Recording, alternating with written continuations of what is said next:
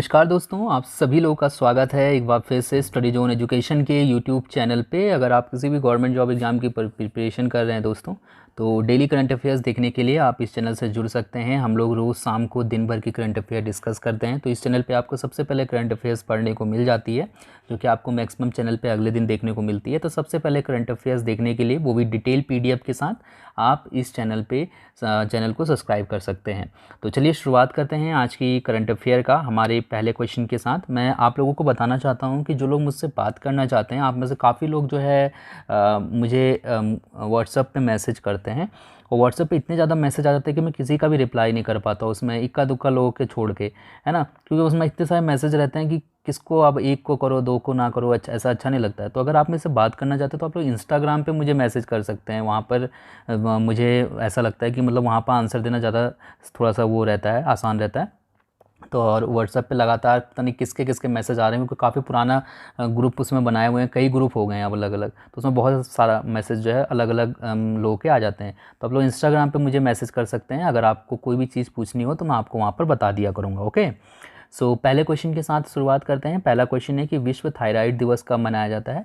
विश्व थायराइड दिवस 25 मई को मनाया जाता है। वैसे ये क्वेश्चन मैंने कल करवाना था, लेकिन ये कल मैं करवा नहीं पाया था, तो क्वेश्चन इंपॉर्टेंट है इसलिए मैंने इसको आज लिख दिया है। विश्व थायराइड दिवस 25 मई को मनाया जाता है। ठीक है, ये जो दिवस है ये पहली बार 2008 में मनाया गया था। अमेरिकन थायराइड एसोसिएशन और यूरोपीय थायराइड एसोसिएशन ने मिलकर इसको मनाया था 2008 में। थायराइड के बारे में हम सभी लोग जानते हैं, एक तरीके की ये बीमारी होती है जिसकी मुख्य वजह जो होती है वो होती है आयोडीन की कमी। इससे गले की ग्रंथि, जिसको सामान्यतः थायराइड ग्रंथि भी कहते हैं, ये बढ़ने लगती है। ये जो ग्रंथि होती है तितली के आकार की होती है। तो यहाँ पर उससे क्या होता है कि हमारा जो शरीर है उसमें हार्मोन्स का जो है संतुलन हो जाता है पूरे शरीर में, जिसकी वजह से कई जिन लोगों को थायराइड की समस्या होती है उसमें से कई लोगों का ये देखने को रहा है कि उनका वजन लगातार बढ़ता जाता है, बढ़ता चला जाता है। ठीक है, काफ़ी दिक्कतें उनको हो जाती हैं, और कई लोग ऐसे होते हैं जिनका वजन लगातार घटने लगता है, वो कुछ भी खा लें उनके शरीर पे लगता नहीं है।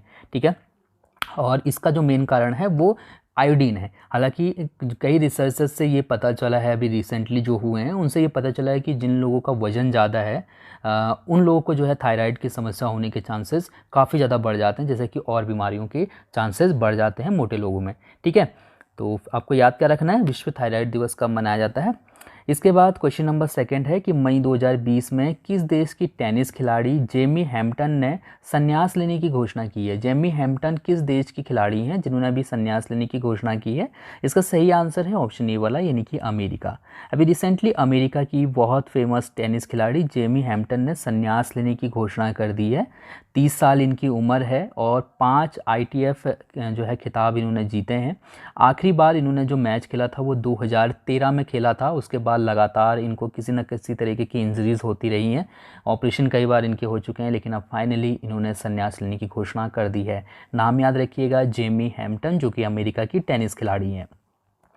क्वेश्चन नंबर 3 है कि मई 2020 में किस देश की प्रो रेसलर और टीवी स्टार हाना किमूरा का निधन हो गया। हाना किमूरा ये कौन से देश की प्रो रेसलर और टीवी स्टार थी। तो इसका सही आंसर ऑप्शन बी वाला है, यानी कि जापान की। अभी रिसेंटली जापान की 22 वर्षीय प्रो रेसलर और टीवी स्टार हाना किमूरा का निधन हो गया है। अगर आप लोग में से, हालांकि नेटफ्लिक्स कम ही लोग यूज़ करते होंगे, लेकिन जो लोग भी यूज करते हैं, अगर आपने reality show terrace house Tokyo देखा है तो उसमें भी जो है हाना ने काम किया था। ठीक है, और अभी जो है इनका निधन हो गया है। कहा जा रहा है कि ये काफ़ी टाइम से डिप्रेशन की शिकार थी। ये जब ये टेरेस हाउस टोक्यो में काम किया था, उसके बाद कई लोगों ने मतलब जो है फेसबुक पे और जो सोशल मीडिया प्लेटफॉर्म है उन पे जो है इनके लेकर कई कमेंट किए थे इनके काम को लेके। तो उसके बाद से ये लगातार डिप्रेशन में रहीं और अब जो है इन्होंने सुसाइड कर लिया है। ठीक है, मतलब ये कहा जा रहा है कि हो सकता है इनका जो मतलब तरीका था, जिस तरीके से बंद कमरे में मिली थी, उस तरीके से लग रहा है कि इन्होंने सुसाइड किया हो। ठीक है, हालांकि ये जांच होगी तो उसके बाद ये चीज़ें सामने आएंगी। हमको फ़िलहाल में एग्ज़ाम के लिए ये चीज़ें रखना है, बीच में आपको कुछ ज़्यादा ही एक्स्ट्रा बता देता हूँ नहीं। क्वेश्चन नंबर 4 है हमारा कि हाल ही में किसके द्वारा भारतीय विवाद समाधान केंद्र का उद्घाटन किया गया। अभी रिसेंटली भारतीय विवाद समाधान केंद्र का उद्घाटन किया है हमारे न्यायमूर्ति AK सिकरी ने, यानी कि ऑप्शन ए वाला यहाँ पर से बिल्कुल सही है। सुप्रीम कोर्ट के पूर्व न्यायाधीश हैं श्री A.K. सीकरी जी, और अभी रिसेंटली नई दिल्ली में इन्होंने भारतीय विवाद समाधान केंद्र का उद्घाटन किया है। ये जो केंद्र है ये पूरा तरीके से पेपरलेस होगा, और ये पेपरलेस तरीके से ही जो विवाद हैं उनको जो है ये सुलझाने का काम यहाँ पर करेगा। ठीक है, न्यायमूर्ति A.K. सीकरी के बारे में एक पॉइंट और लिखा हुआ है जो कि काफ़ी इंपॉर्टेंट है। A.K. सीकरी जी सिंगापुर इंटरनेशनल कॉमर्शियल कोर्ट के अंतर्राष्ट्रीय न्यायाधीश भी हैं, तो ये हमें यहाँ से पता होना चाहिए। अगर हम भारतीय विवाद समाधान केंद्र की अगर हम बात करते हैं, इंडियन डिस्प्यूट रिजोल्यूशन सेंटर यानी कि IDRC की अगर हम बात करते हैं, तो इसका मुख्यालय नई दिल्ली में स्थित है और इसके अध्यक्ष मेहर एस राठी हैं। ठीक है, इसके बाद बात करते हैं क्वेश्चन नंबर 5 की कि निम्नलिखित में से किसके द्वारा नवरक्षक नामक PPE किट तैयार की गई है। नवरक्षक नामक PPE किट अभी रिसेंटली भारतीय नौसेना ने तैयार की है, यानी कि ऑप्शन E वाला यहाँ पर से बिल्कुल सही है। यहाँ पर से काफ़ी इंपॉर्टेंट पॉइंट मैंने लिखे हैं, उनको ध्यान रखिएगा, मैं आपको बताते हुए चलूँगा। सबसे पहले इस किट के बारे में जानते हैं। ये जो किट है ये कोविड-19 महामारी से लड़ने में काफ़ी मदद करने वाली है। जैसा कि आप सभी को पता है कि जो हमारे स्वास्थ्य कर्मचारी हैं वो PPE किट पहन के 12-12 घंटे की शिफ्ट में काम करते हैं, तो PPE किट में जो है उनको काफ़ी समस्याएं हो जाती है, अंदर हवा नहीं जा पाती है, इतनी गर्मी में काम करना होता है, पसीने मतलब जो है पूरा अंदर पसीना पसीना हो जाता है। तो ये जो किट है ये इसमें इस तरीके से इसको डिज़ाइन किया गया है कि बाहर की हवा इसमें आसानी से जा सकती है, और मतलब जो पसीना है वो एक तरीके से बाहर आ जाएगा और अंदर मतलब जो है घुटन नहीं पैदा करेगा। इस तरीके की किट PPE किट जो है तैयार की गई है। ठीक है, तो इसको भारतीय नौसेना ने तैयार किया है। और यहाँ से ये इंपॉर्टेंट पॉइंट याद रखिएगा कि ये जो किट है इसको मुंबई में इंस्टीट्यूट ऑफ नेवल मेडिसिन के इनोवेशन सेल के naval medical specialist surgeon lieutenant commander Arnav Ghosh के द्वारा तैयार किया गया है। ठीक है, तो अर्णव घोष जो कि लेफ्टिनेंट कमांडर हैं, नेवल मेडिकल स्पेशलिस्ट हैं, तो इनके द्वारा इसको तैयार किया गया है। नौसेना प्रमुख कौन है? नौसेना प्रमुख हैं हमारे admiral Karambir Singh. Question number 6 है कि मई 2020 में भारत ने किसे इंडिया नामक वॉर गेम सेंटर सौंपा है। इंडिया नामक वॉर गेम सेंटर अभी recently Uganda people's defence forces को सौंपा है भारत ने। ठीक है, तो ये हमें यहाँ से पता होना चाहिए। युगांडा पीपल्स डिफेंस फोर्सेस को शॉर्ट में बोलते हैं UPDF। ठीक है, तो इंडिया जो है मतलब ये वॉर गेम सेंटर को नाम दिया गया है इंडिया। ये जो अत्याधुनिक सैन्य प्रशिक्षण केंद्र है इसको Indian military advisory and training team ने इंडियन एसोसिएशन युगांडा के साथ मिलकर तैयार किया है। यहाँ पर इंटरेस्टिंग बात ये है कि ये जो वॉर गेम है इसको तैयार करने में 2,65,000 अमेरिकी डॉलर की लागत आई है। ये इंटरेस्टिंग बात नहीं है, बल्कि इंटरेस्टिंग बात ये है कि ये जो रकम है इसको जो युगांडा है वहाँ पर बसे हुए भारतीय समुदाय की तरफ से स्वेच्छा से ये पैसा दिया गया है। ठीक है, सो ये आपको यहाँ से ध्यान होना चाहिए, इंपॉर्टेंट क्वेश्चन है एग्जाम के लिए। क्वेश्चन नंबर 7 है कि मई 2020 में वर्ल्ड स्टील एसोसिएशन द्वारा जारी वर्ल्ड स्टील रिपोर्ट के अनुसार अप्रैल में भारत में स्टील उत्पादन में कितने प्रतिशत की कमी आई है। इसका जो सही आंसर है वो है ऑप्शन C वाला, यानी कि 65%।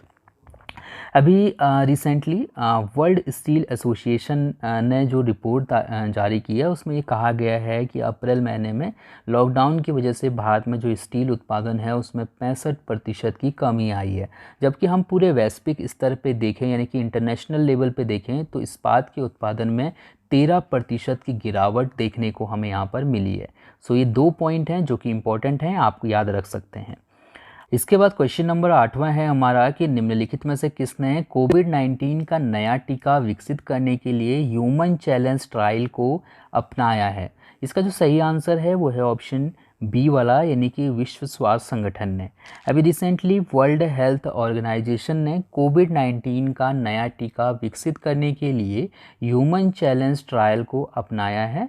याद रखिएगा कि जो ये ह्यूमन चैलेंज ट्रायल है इसके लिए 8 लोगों का चयन किया गया है, और ये जो 8 उम्मीदवार होंगे इनको पहले कोविड-19 वायरस से संक्रमित किया जाएगा और उसके बाद इनके ऊपर जो वैक्सीन है उसका ट्रायल किया जाएगा। ठीक है, तो बेसिकली एक तरीके का ये पूरा प्रोसेस होता है ह्यूमन चैलेंज ट्रायल, जिसमें कि पहले किसी भी व्यक्ति को संक्रमित किया जाता है, उसके बाद जो है उस पर वैक्सीन का प्रभाव देखा जाता है कि ये सही हो रहा है या नहीं हो रहा है। ठीक है, जैसे जो मलेरिया है, मलेरिया जैसे मलेरिया का वैक्सीन बनाने के लिए भी इसी तरीके का जो है यहाँ पर प्रणाली अपनाई गई थी। यहाँ पर से एक पॉइंट मैंने लिखा है दोस्तों, वो आपको याद रखना होगा, इम्पोर्टेंट पॉइंट है। हाल ही में विश्व स्वास्थ्य संगठन ने कोविड-19 रोगियों पर हाइड्रोक्सीक्लोरोक्वीन के क्लिनिकल ट्रायल का अस्थायी रूप से स्थगित कर दिया है। जैसे कि हाइड्रोक्सीक्लोरोक्वीन का कहा जा रहा था कि ये मलेरिया में इस्तेमाल होती है, और कहा जा रहा था कि ये जो है मतलब कोविड-19 के इलाज में ये काफ़ी हद तक जो है मददगार साबित हो सकती है। लेकिन अब WHO ने कहा है कि इसका जो परीक्षण है वो लोगों पे नहीं किया जा सकता, क्योंकि इससे जो है लोगों के स्वास्थ्य पे हानि हो सकती है, और अभी फ़िलहाल में हम जब तक कंफर्म ना करें तो इसका कोई भी जो है प्रयोग ना करें। विश्व स्वास्थ्य संगठन की स्थापना 1948 में हुई थी और इसका मुख्यालय जिनेवा स्विट्जरलैंड में स्थित है। क्वेश्चन नंबर 9 है कि मई 2020 में किस देश ने अपने मानव रहित ड्रोन हेलीकॉप्टर का परीक्षण किया है? इसका सही आंसर ऑप्शन सी वाला है, यानी कि चीन। अभी रिसेंटली चीन ने अपने पहले मानव रहित ड्रोन हेलीकॉप्टर का परीक्षण किया है। AR-500C नाम का ये जो ड्रोन हेलीकॉप्टर है, इसको aviation industry corporation of China के द्वारा विकसित किया गया है। जैसे कि आप सभी को पता है कि इस वक्त चाइना और भारत की जो मतलब देखा जाए यहाँ पर संबंध का अच्छे नहीं चल रहे, तो भारत और तिब्बत जो सीमा है उस पर नज़र रखने के लिए, निगरानी रखने के लिए ये ड्रोन हेलीकॉप्टर का इस्तेमाल करने वाला है चीन। ठीक है, हो सकता है मैं इस हेलीकॉप्टर के बारे में डिटेल से एक अलग वीडियो बनाऊं, क्योंकि यूपीएससी के लिए काफ़ी इंपॉर्टेंट ये बनेगा। यूपीएससी और पीसीएस के एग्ज़ाम के लिए टॉपिक अच्छे हैं, क्योंकि जो साइंस और टेक्नोलॉजी से जो लेटेस्ट वाले जो टॉपिक हैं वो अक्सर हमने देखा है कि वहाँ से क्वेश्चन बन के आ जाते हैं। ठीक है, क्वेश्चन नंबर 10वां है कि निम्नलिखित में से किस राज्य में सौर बाढ़ कृषि सुरक्षा कार्यक्रम को लागू करने के लिए प्रारंभिक कार्य शुरू किया गया है? तो इसका जो सही आंसर है वो है ऑप्शन बी वाला, यानी कि तमिलनाडु में। अभी रिसेंटली तमिलनाडु में सौर बाढ़ कृषि सुरक्षा कार्यक्रम को लागू करने के लिए प्रारंभिक कार्य शुरू किया गया है। ये बेसिकली केंद्रीय कृषि सुधार योजना के तहत किया गया है। केंद्रीय कृषि सुधार योजना के तहत बिजली बनाने वाले सौर पैनलों को स्थापित किया जाएगा, और साथ ही साथ बिजली के जो है बाड़ बनाए जाएंगे, क्योंकि ये जो इलाके हैं तमिलनाडु के, कुछ ज़िलों को चुना गया है जिन ज़िलों में बहुत ज़्यादा जो है जंगली जानवर घुस आते हैं खेतों में, और काफ़ी ज़्यादा जो नुकसान जो है खेतों को पहुंचाते हैं। तो बिजली वाले बाड़ बनाए जाएंगे ताकि जो जानवर हैं, जंगली जानवर, वो अंदर ना घुस पाएँ, और सरकार किसानों को सब्सिडी भी देगी, यानी कि 50% जो है किसानों को सब्सिडी मिलेगी। ठीक है, तमिलनाडु की राजधानी चेन्नई है, मुख्यमंत्री के पलानीस्वामी हैं, राज्यपाल बनवारी लाल पुरोहित हैं। सीटों की बात करते हैं तो विधानसभा के लिए 235 सीटें, राज्यसभा के लिए 18 और लोकसभा के लिए 39 सीटें हैं तमिलनाडु से। इसके बाद क्वेश्चन नंबर 11 है कि निम्नलिखित में से किस शहर में जंगली जानवरों के खाने और शिकार करने पर प्रतिबंध लगा दिया गया है? अभी रिसेंटली वुहान शहर में जंगली जानवरों के खाने और शिकार पर प्रतिबंध लगा दिया है। ठीक है, ये वही वुहान शहर है जहाँ पर ऐसी कोई चीज़ नहीं है जो खाई ना जाती हो। लोमड़ी, मगरमच्छ, भेड़िया, सांप, चूहा, हर चीज़ खा लेते हैं ये लोग। तो ये आप सभी को पता है कि जो दुनिया भर में जो कोरोना वायरस फैला है उसका जो मेन जो सेंटर है वो है वुहान शहर, चीन का। ठीक है, तो अब यहाँ पर एक नोटिस जारी किया गया है, कहा गया है कि अगले 5 सालों तक जो है ये जो जंगली जानवर हैं इनका शिकार नहीं किया जा सकता और इनको खाया नहीं जा सकता। ठीक है, तो कोरोना वायरस के कारण ही जो है थोड़ा सा यहाँ पर चीन में सुधार हो गया है, वेजिटेरियन बनने जा रहा है। अब बात करते हैं आपके लिए दोस्तों कल के प्रश्न की। इस प्रश्न का उत्तर आपको कमेंट करके बताना था, और आप में से काफ़ी लोगों ने आंसर दिया भी था। आप सभी से रिक्वेस्ट है कि मेरे पास घंटों की मेहनत होती है इस वीडियो को बनाने में, तो आप इस वीडियो को लाइक करके थोड़ा सा अप्रिशिएट कर सकते हैं, और पसंद नहीं आती तो आप डिसलाइक कर सकते हैं, ताकि अगली बार मैं थोड़ा सा और मेहनत करूं और आपके लिए अच्छा अच्छा कंटेंट लेके आऊं। और आंसर ज़रूर दिया करिए अगर मैं कोई भी क्वेश्चन पूछता हूं। ज़्यादा कष्ट होता है तो बस ऐसे लिख दिया करिए पहले का ए, ठीक है, मैं समझ जाऊँगा। सो आपके लिए ये क्वेश्चन था जिसमें मैंने पूछा था कि इंडियन स्टील एसोसिएशन का नया अध्यक्ष किसे बनाया गया है? तो दिलीप उम्मैन को बनाया गया है, और बहुत से लोगों ने इसका आंसर बिल्कुल सही दिया था।